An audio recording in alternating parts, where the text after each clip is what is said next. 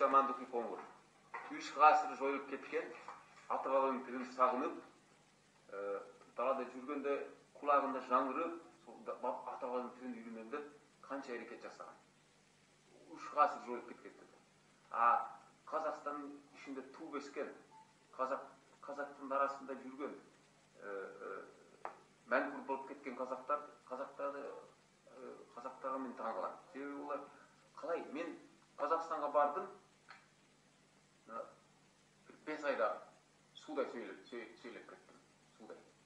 25 жасында. Оған дейін 25 жасқа дейін мен қазақ тілін естіген емеспін, сөйлеген емеспін. Сол бардым да 5 айдың ішінде таза жақсы меңгере алмаса, ол не деген сұмдық. Мен оған ешкім күйеді. Мен мүшайра болып, солдай бір ән шығардым, сол жаңағы орысша сөйлейтін қазақтарға сынап. Мен шетелден келсем де, меңгердім қазақ тілін 5 аяғы 3 айда. Айтарымның қысқасы,